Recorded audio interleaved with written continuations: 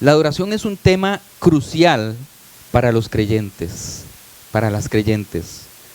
Nada hacemos entendiendo toda la dogmática, nada hacemos entendiendo versículo a versículo. Ustedes saben que yo no soy de los que memoriza los versículos con la cita bíblica. Créanme que yo podría saberme, voy a sonar muy rajón, la mayor parte de la Biblia, pero no memorizo el versículo con la cita específica, sobre todo porque además lo leo en varias versiones que cambia. Hay muchas versiones, digamos, las versiones católicas que son 2 versículos de diferencia. Entonces de nada me sirve realmente memorizar el versículo específico, pero de nada nos sirve tener mucha Biblia en la mente si no tenemos intimidad con el que inspiró esa Biblia. Porque la vida del creyente viene con una relación o nace de la relación íntima con Dios. No puede haber vida espiritual si no tenemos intimidad espiritual con Dios. Y la adoración es algo maravilloso. Noten esto, cada vez que yo predico, que alguien predica aquí, usted puede estar o no de acuerdo con lo que decimos, ¿cierto o no? Pero cuando adoramos, todos estamos de acuerdo. Todos estamos de acuerdo en que Él se merece toda nuestra adoración, en que Él es el más grande, en que Él es el Rey de Reyes, en que Él se merece nuestra adoración. Y por lo tanto, es más poderosa la adoración que la predicación.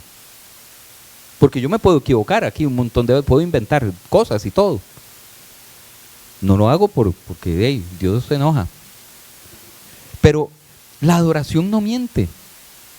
La adoración une a la iglesia para postrarla delante de Él. Así que ven lo que dice Juan 4:23. Jesús nos dice, pues se acerca el tiempo y de hecho ya ha llegado.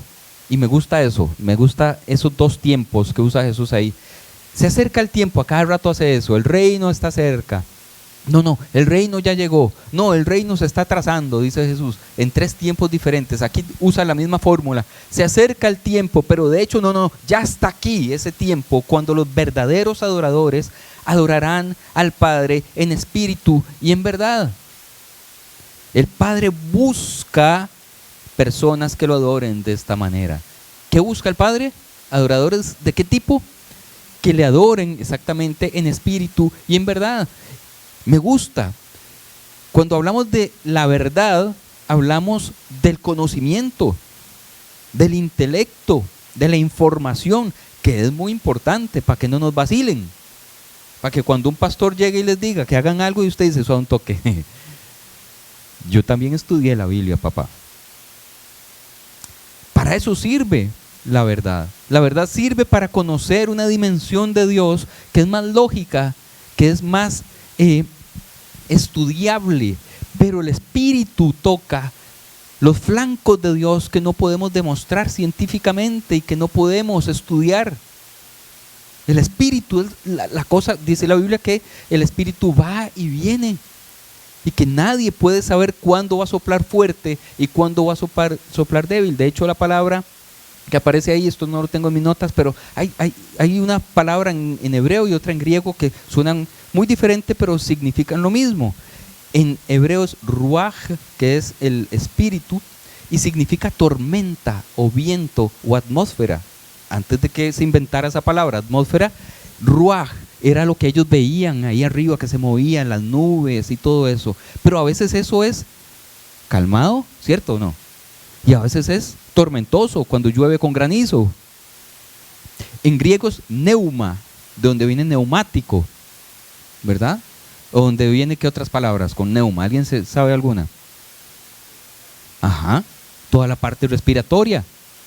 El neumático no es nada sin lo que viene adentro del neumático, ¿cierto?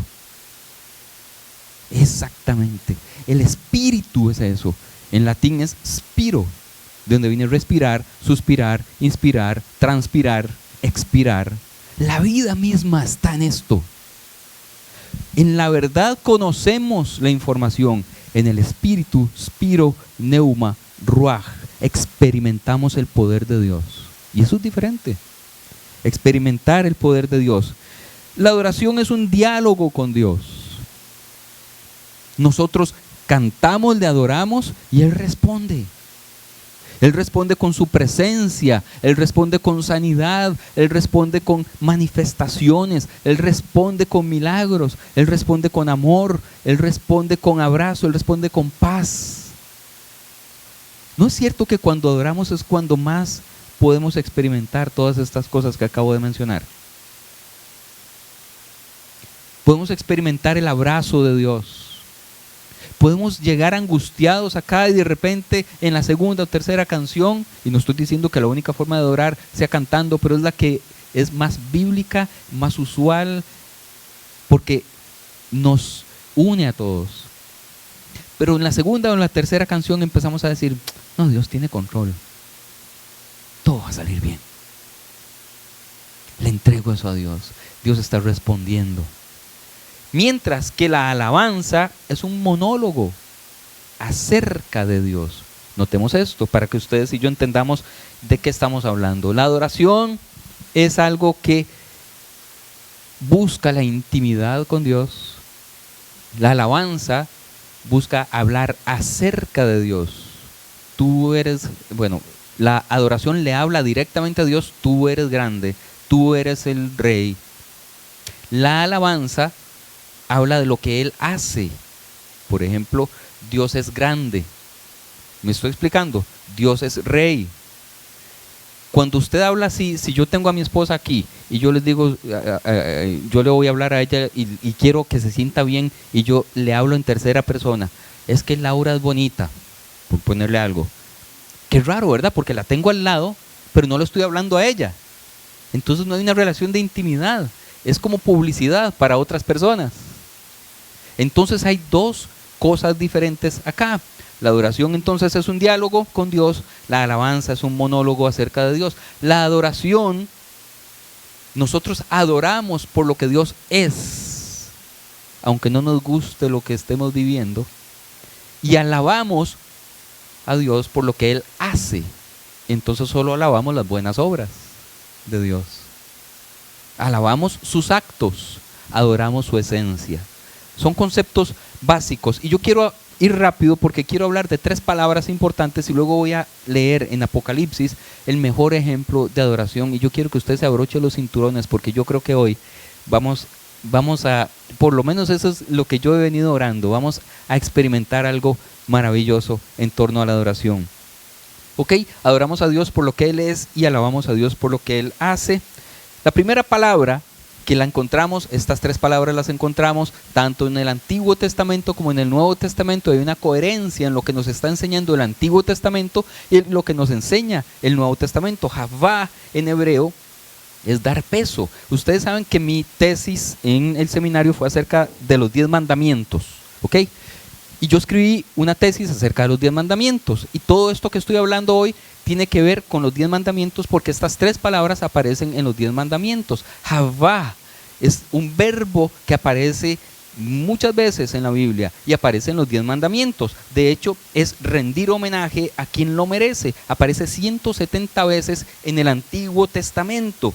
En términos prácticos tiene el sentido de arrodillarse o postrarse. Y por eso en los 10 mandamientos, ¿cuál es el segundo mandamiento? ¿Alguien se lo sabe? Que no, ¿verdad? No se lo sabe en orden.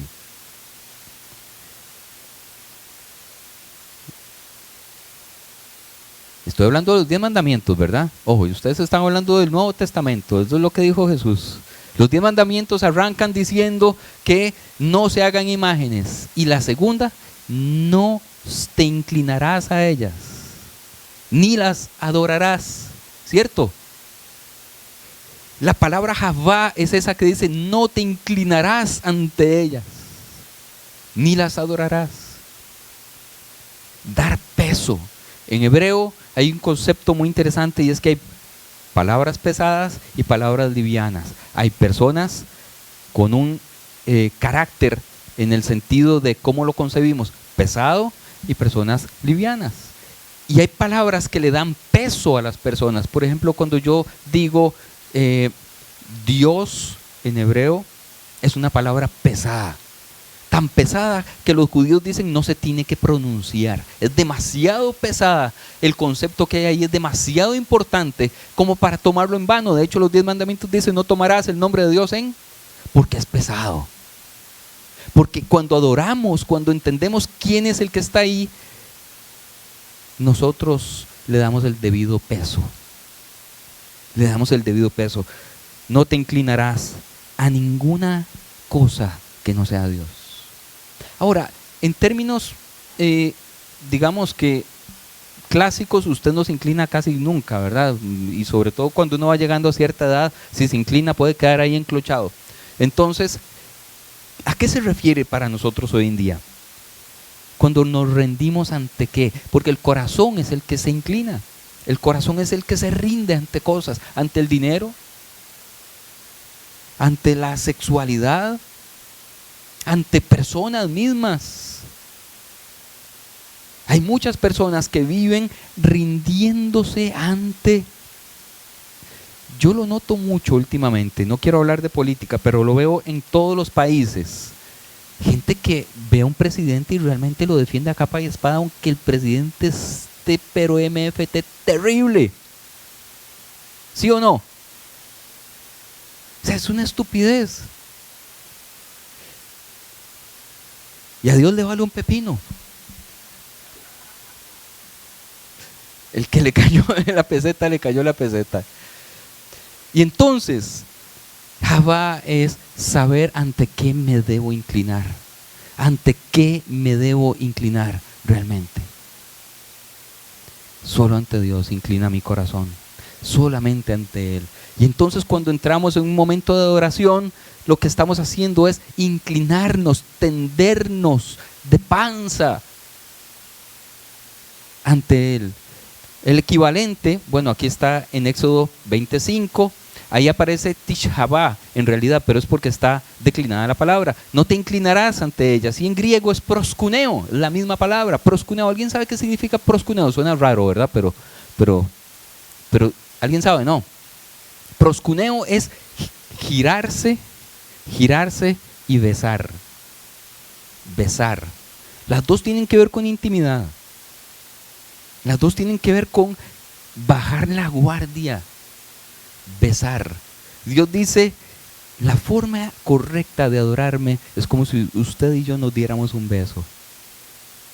Intimidad, intimidad, besar.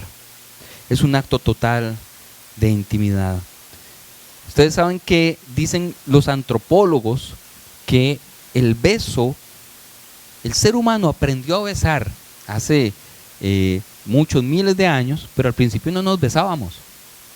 No nos besábamos los seres humanos. Eso no fue algo que venía en el paquete genético. Eso fuimos aprendiéndolo. Y al principio solo necesitábamos el olfato. Usábamos mucho el olfato para determinar si la persona era confiable o no era confiable, ¿verdad? Como los perros actualmente, que se huelen y se olisquean para saber qué onda va con el otro. Huelen, y de hecho cuando ustedes, ¿cuántos tienen perro en casa? Cuando usted regresa a cualquier parte, ¿qué es lo primero que hace su perro? Lo huele para ver con quién andaba y para ver dónde andaba, para averiguar qué, ¿verdad? Bueno, así éramos los seres humanos, pero empezamos a cubrir nuestro cuerpo y ya nuestro olor natural no se emitía, no se compartía tan fácilmente y necesitamos menos distancia para olernos. Entonces nos acercábamos más para olernos, al punto que lo más importante para el ser humano, para conocer a la otra persona, ya no es tanto el olfato, sino nuestros labios, acercarnos demasiado. El olfato está ahí y el sentido está ahí para entender si es confiable, para entender si podemos seguir confiando en esa persona. Por eso el beso antecede al sexo normalmente. Normalmente. El beso nos va diciendo quién es con quien estamos. El beso nos dice si podemos seguir adelante y pasar al siguiente paso. El beso nos dice qué tan íntimamente me puedo relacionar con alguien. Y Dios utiliza la palabra proskuneo para que usted y yo entendamos que adorarle a Él tiene que ver con entregarnos en intimidad absoluta. De hecho, en los 10 mandamientos aparece una idea muy bonita, porque Dios dice que Él no quiere realmente que haya nadie entre nosotros y Él. Pero usa una palabra que es lipnei en hebreo, que significa entre mi cara y la suya. No quiero nada que haya entre su cara y la mía. Nuestras dos caras tienen que estar pegadas. ¿Es un beso o no es un beso? Intimidad, intimidad. El primer beso que se encuentra lo demostraron en el año 2023 y data del año de hace 4.500 años. El hallazgo publicado en la revista Science retrasa la historia de la práctica en unos 1000 años. Se creía que habíamos empezado a besarnos mucho antes, pero empezamos un poco después, en Mesopotamia. La segunda palabra que nos ofrece el decálogo, los 10 mandamientos, es esta, abad. Adorar es servir. Dice, no te inclinarás ni las servirás. No las servirás. Aparece 280 veces en el Antiguo Testamento y es la misma palabra que aparece en otro contexto. Yo soy el Señor tu Dios que te saqué de la tierra de Egipto, de la casa de... Ok, ahí aparece la misma palabra pero en plural aumentativo. Y yo esto se los he venido diciendo muchas veces. Cada vez que el hebreo hace un plural aumentativo, por ejemplo, de hecho, la palabra águila, que dice que lo saqué en alas de águila, aparece en plural también. No es que eran muchas águilas, es que era una gran águila, un gran águila. Aquí, abad aparece aumentada y se traduce por servidumbre. Y aquí quiero hacer una diferenciación. En la adoración. La adoración es servir a Dios. No solamente levantar las manos y no solamente cantar bonito y no solamente venir los domingos. Es cómo le servimos a Él. El servicio es adoración. Los hebreos estaban en Egipto sirviéndole a los egipcios o eran esclavos de los egipcios. Eran esclavos y por eso se llama servidumbre. Lo que hacemos libremente porque nos da la gana y porque queremos hacerlo es adoración. Si lo hacemos por religiosidad, por miedo, por obligación, ya no es adoración. Y yo siempre hago la comparación con nuestra relación de pareja. Si yo le sirvo a mi esposa, hago algo maravilloso que sé que le va a ayudar a ella en su vida, no sé, lo que sea, que hoy va a llegar más tarde y entonces le tengo una cena especial. Si lo hago porque yo quiero hacerlo, es servicio a ella y se llama amor, ¿cierto? Pero si ella me llama y me dice, si no me tenés la cena lista, mejor ni llego. Y entonces yo corro para tenerle una cena lista. Eso se llama servidumbre y no es amor. En la vida de adoración es exactamente igual. Y yo conozco mucha gente y he conocido mucha gente que sirve en la iglesia o le sirve a Dios para ver, uno, por religiosidad, porque hay que hacerlo. Dos, porque probablemente Dios así nos bendice más. Y eso ya no es adoración. La adoración no le pide nada a cambio a Dios. Imagínate que yo le diga a mi esposa, está bien, yo aquí por puro amor te hice esta super cena porque mañana ocupo que usted me haga una especial. Eso es un canje, eso es un trueque y no es amor. Entonces la adoración es servicio y ustedes, yo quiero que se pregunte, ¿cómo está sirviéndole a Dios? ¿Cómo le está sirviendo a Dios? Yo escuché una historia de un hindú que entró a una iglesia católica en México con un amigo mexicano y le dice, qué raros ustedes los cristianos, ustedes llegan y entran a la iglesia para pedirle a Dios. Nosotros los hindúes llegamos a los templos para ofrecerle a Dios y le llevamos frutas y le llevamos flores y le llevamos ofrendas, pero no le pedimos nada a cambio. Y eso me quedó a mí dando vueltas en la cabeza. ¿Es verdaderamente adoración lo que hacemos? ¿O estamos nada más pidiendo y pidiendo y pidiendo y pidiendo y pidiendo y pidiendo y lo que hacemos es para que nos dé? y no para darle. No sé si afuera hay un carnaval o algo así, pero si alguien me puede ayudar para que podamos tener un poquito menos de ruido afuera, se los agradecería muchísimo. Adorar a Dios es servirle a Él. Es servirle a Él. Yo quiero preguntarle cómo le está sirviendo usted a Dios. Y bien, volviendo al tema del beso, ustedes saben que las mujeres romanas tenían la obligación de besar a sus esposos. Obligación. Era obligado para ellas besar a sus esposos. ¿Por qué era obligado? Porque así el esposo se daba cuenta si era prohibido para las mujeres beber vino. Si había estado tomando vino. Era una medida de control. Imagínense que sea obligatorio para ustedes, mujeres, darnos besos a los esposos. Obligatorio. No era un signo de amor, era un signo de control. Y hay que tener mucho cuidado con que nuestros besos a Dios sean libres. No para controlar como Dios está en esta transacción conmigo, sino porque yo quiero besarlo, porque yo quiero adorarlo, porque yo quiero servirle.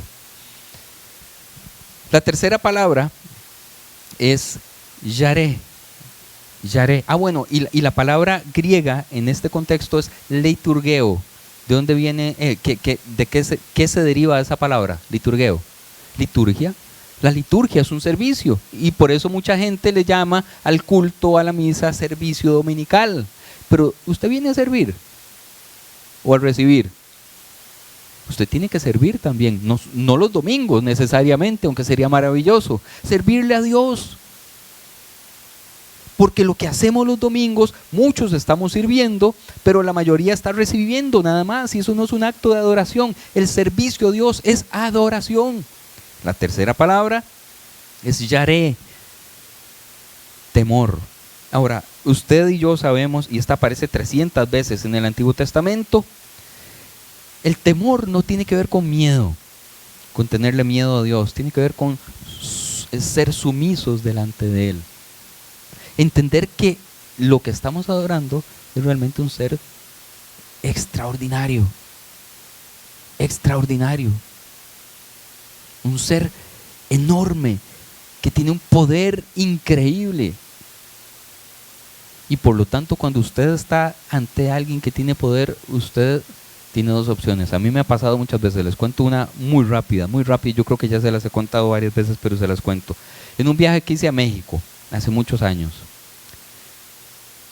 resulta que iba muchas veces al año a México, entonces ya me sabía el camino del aeropuerto ahí, a la puerta de salida de embarque, y se me había caído, en ese tiempo se utilizaba el papelito ese de migración que uno mete en el pasaporte, se cayó en alguna parte, no lo encontré. Yo llegué con 5 minutos de tiempo para el embarque, solo tenía 5 minutos y la muchacha que está ahí en la entrada, o sea, viendo el pasaje y toda la cosa, me dice, no tiene el papelito de migración, no puede embarcar. Y yo, ¿qué hago? Me dice, tiene que conseguir otro, hay que comprar uno.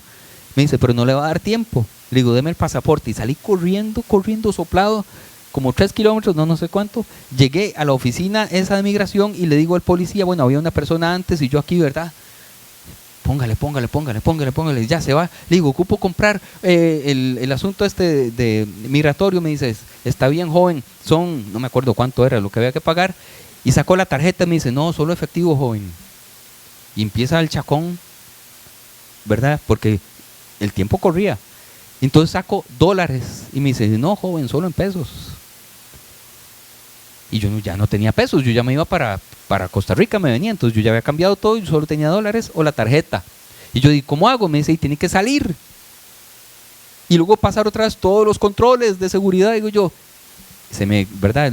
Yo dije, bueno, Jesús, usted quédese, si quiere se va a Costa Rica usted en ese vuelo, porque yo aquí me bajo de esta vara cristiana y yo voy aquí a reclamar profundamente, de una manera vehemente. Y le dije unas cuantas cosas.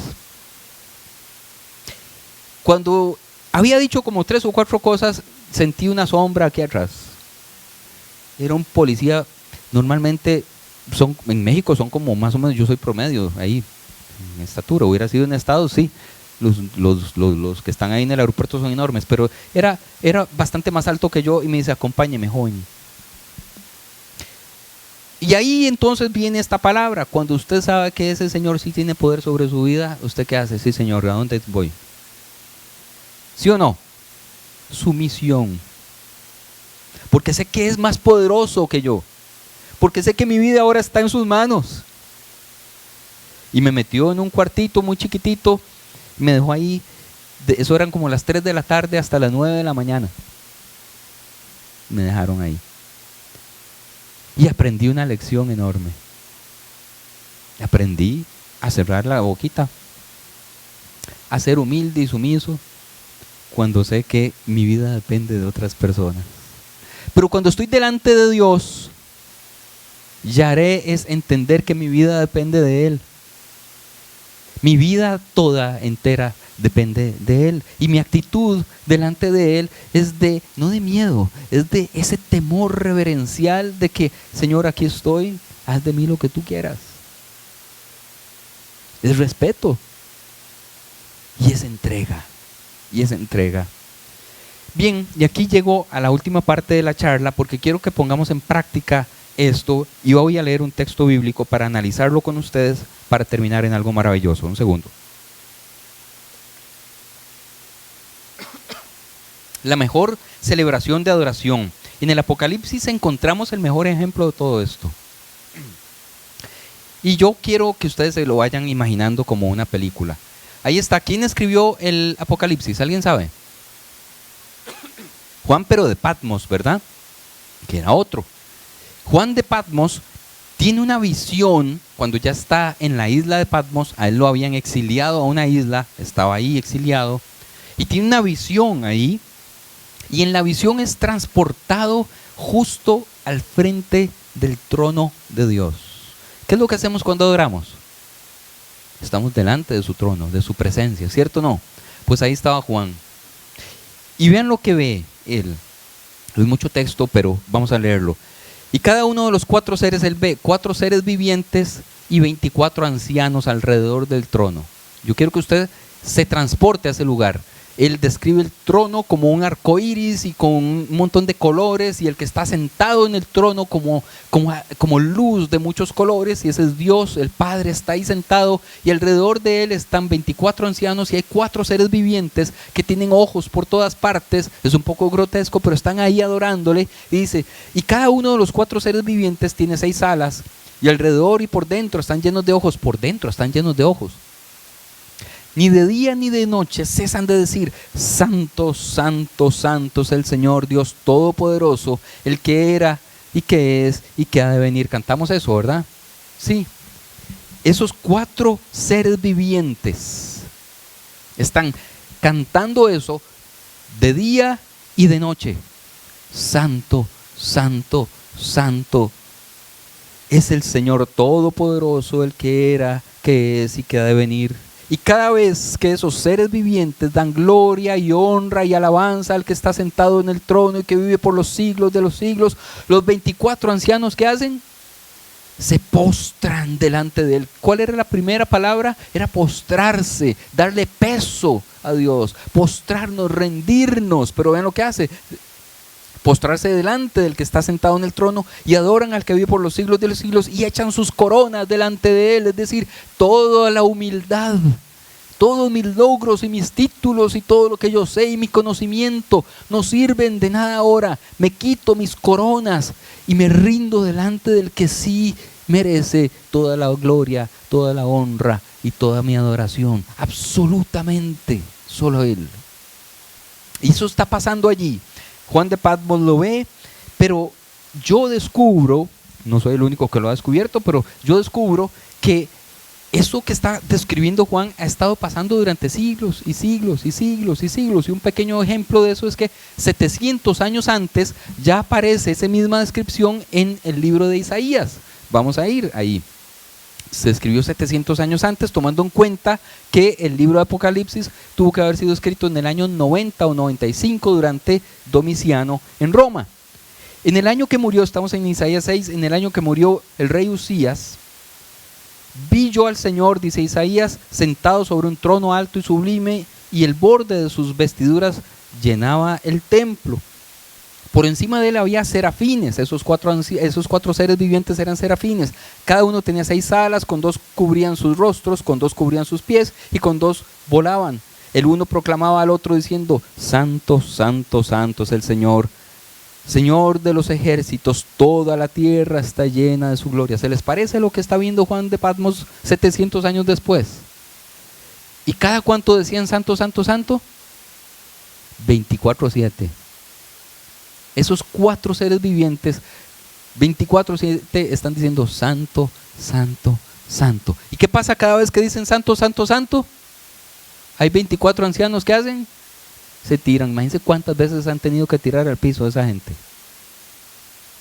Cada vez que los ángeles dicen santo, santo, santo, los 24 ancianos tiran sus coronas, se tiran de panza, dicen: usted es el único que merece toda la gloria, toda la honra, todo.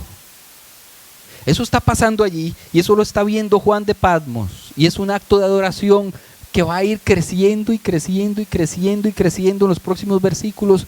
Y yo quiero que usted me siga, me acompañe, para que ustedes vean cómo esto crece al punto que lo involucra a usted y me involucra a mí.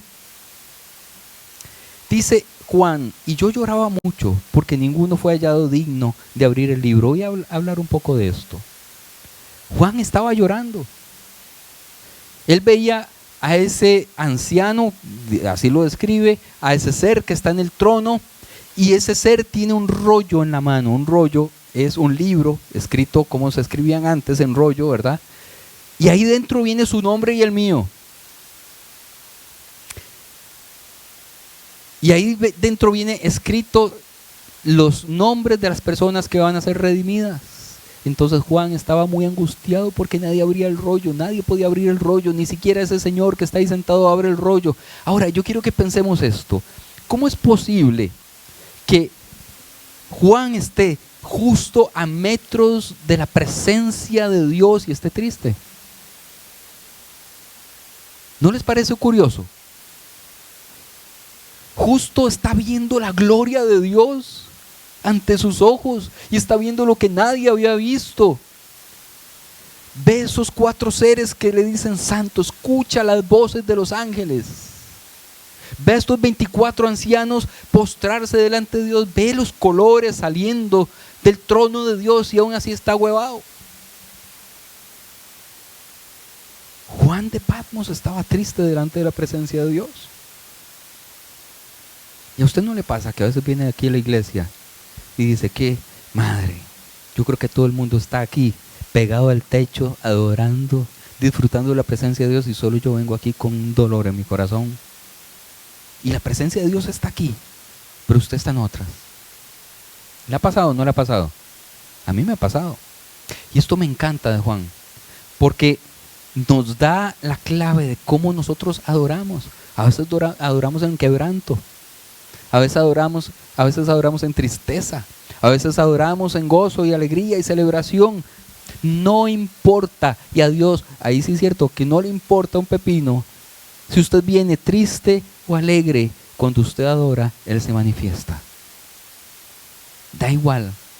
Pero también me interesa decir que esa frase que solíamos decir mucho antes: deje sus tristezas afuera de la iglesia y venga y adora al Señor aquí no se cumple.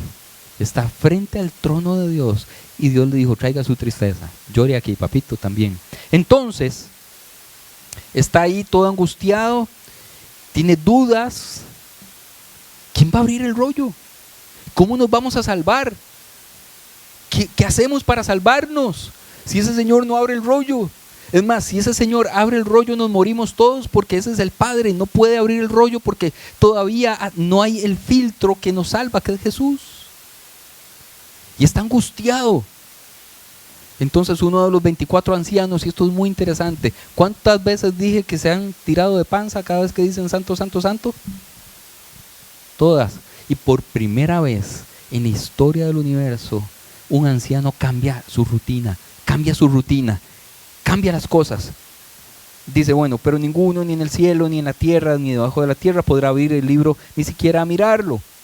Y uno de los ancianos me dijo, ojo, todos estaban postrando y uno lo vio llorando y rompe filas y se va y se acerca a Juan y le dice: no llores, he aquí el león de la tribu de Judá, la raíz de David, ha vencido para abrir el libro y sus 7 sellos. Le dice: tranquilo, man, espérese un momento y verá lo que va a pasar. Espérese un segundo y va a ver lo que va a pasar. Y ahí, este es un momento clave de la historia universal de la fe. Porque durante milenios había estado ocurriendo una sola cosa: santo, santo, santo, y se tiraban de panza. Santo, santo, santo, y se tiraban de panza. Santo, santo, santo, y se tiraban de panza. Todo el rato, miles de años, cientos de años, todas las veces. Y de repente eso se rompe aquí y hay un cambio abrupto, porque de repente entra el Cordero, dice, y en medio del trono y de los 4 seres vivientes y de los ancianos vi un Cordero de pie. ¿Quién es el Cordero? Jesús, como inmolado. Tenía 7 cuernos y 7 ojos, que son los 7 espíritus de Dios enviados a toda la tierra. Él fue y tomó el libro de la mano derecha del que estaba sentado en el trono. Cuando tomó el libro, los 4 seres vivientes y los 24 ancianos se postraron delante de ¿quién? Ojo, aquí hay un cambio brutal. Ya no están adorando al Padre. ¿A quién están adorando? Al Hijo. Y este cambio es drástico en la vida de adoración. Toda la, millones de años, toda la eternidad para atrás, todo el cielo estaba adorando al Padre. Y ahora Juan ve cómo todo el cielo hace. Y llega el Cordero y todos se postran ante Él. Eso es poderosísimo, porque aquí pasan las cosas más increíbles. Cada uno tenía un arpa y copas de oro llenas de incienso, que son las oraciones de los santos. Ellos entonaban un cántico nuevo. Ahora cambia la canción. ¿Cuánto llevaban diciendo santo, santo, santo, Señor Todopoderoso? Toda la vida. Y ahora cambiaron la canción. Va por la segunda pieza. Dice, son 4. Digno eres de tomar el libro y de abrir sus sellos, porque tú fuiste inmolado y con tu sangre has redimido para Dios gente de toda raza, lengua, pueblo y nación. Empieza esto a sonarme demasiado chido a mí. Ahora el cielo empieza a cambiar y a vibrar diferente y a adorar diferente. Le está adorando a Jesús y le está diciendo que todos nosotros, no importa la raza, no importa la ascendencia, no importa el color de piel, no importa la lengua, no importa de dónde vengamos, hemos sido redimidos por este Cordero que va a abrir el rollo. Y el cielo empieza a temblar y el cielo empieza a vibrar de una forma distinta. Y miré, dice Juan, y oí la voz de muchos ángeles. Antes, ¿cuántos cantaban? 4. Y 24 caían, ancianos. Ahora eran muchos ángeles alrededor del trono y de los seres vivientes y de los ancianos. El número de ellos era ¿qué? Miriadas de miriadas y millares de millares. ¿Usted se imagina cómo se empezó a sonar eso? De repente solo eran 4 que cantaban y 24 que caían. Ahora los 4 y los 24, pero millones de ángeles empiezan de repente a cantar. Y el cielo empieza a temblar de una manera distinta a lo que había sucedido antes. Y cantan esto que viene aquí. Y dicen, digno es el Cordero que fue inmolado. Lo cantamos hace un rato, ¿verdad? De recibir el poder, la riqueza, la sabiduría, la fortaleza, la honra, la gloria y la alabanza. Y como si todo eso no fuera poco, toda esa adoración sigue creciendo y crece y crece y crece hasta involucrar a toda la creación. Ojo lo que pasa aquí. Y oía toda criatura. Ahora ya no se oían solo los ángeles, miriadas y miriadas y miriadas de ángeles, a los 24 ancianos y a los 4 seres vivientes. Ahora él escucha a toda criatura que está en el cielo, sobre la tierra, debajo de la tierra y en el mar, y a todas las cosas que hay en ellos diciendo. Ahora todo está adorando, todo el universo está adorando. Diciendo lo siguiente: al que está sentado en el trono, al Cordero, sean la bendición y la honra y la gloria y el poder por los siglos de los siglos. ¿Quién está diciendo eso? ¿Quién canta esto? ¿Quién es? Vamos de nuevo. Toda criatura, en el cielo, en la tierra, en el mar y todas las cosas, todo todo está diciendo a partir de ese momento, y ahora mismo estás diciendo eso. Todas las cosas, toda criatura, todos los peces, todos los pájaros, todas las ballenas, el mar, el viento, las estrellas, están diciendo al que está sentado en ese trono, al Cordero, sean la bendición y la honra y la gloria y el poder por los siglos de los siglos. Usted no los escucha, pero Dios sí escucha toda esa adoración. Y oía toda criatura que está en el cielo y sobre la tierra. Esto ya lo leímos, pero quería enfatizar esto. Y yo quiero hacer una práctica, porque yo cuando leí esto, yo dije, ¿cómo sonará eso? Yo quiero que nos imaginemos, esto tiene audio, vamos a ponerlo lo más alto posible. Primero, me gustaría que escuchemos al viento adorando. ¿Qué está diciendo ese viento? Al que está sentado en el trono. Vamos a subirle, por favor. Escúchelo, Dios lo escucha. Usted cuando escucha el viento, nada más escucha viento. Dios está diciendo, me está adorando. Después, agua, los ríos, el aguacero, la lluvia, está diciendo al que está sentado en el trono. Luego, los pájaros. Luego tenemos el mar. Luego, ¿han oído esto? Dios dice, me está adorando. Me está adorando. Esto es como suena el universo fuera de la tierra.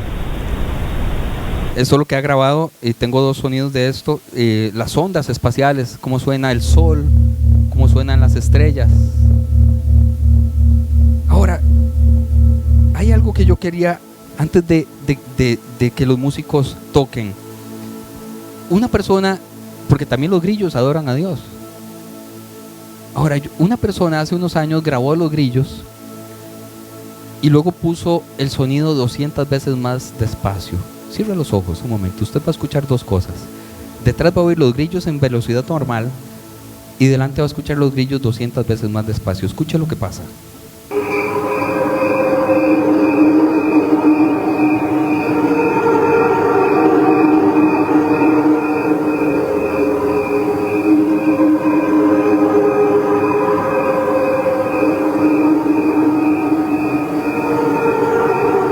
Coro. Entonces yo lo que hice fue, ¿y qué pasa? Porque todo esto lo hemos escuchado por separado. ¿Cómo lo escucha Dios? ¿Cómo escucha Dios esto? Entonces hice lo siguiente, cogí todas esas pistas y las mezclé.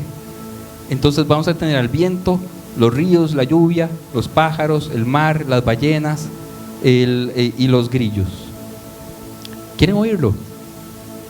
Cierren los ojos y piensen que así es como Dios escucha la adoración del universo. Esas son las estrellas. Ahora entra el viento, ríos y lluvia, los pájaros, el mar, las ballenas,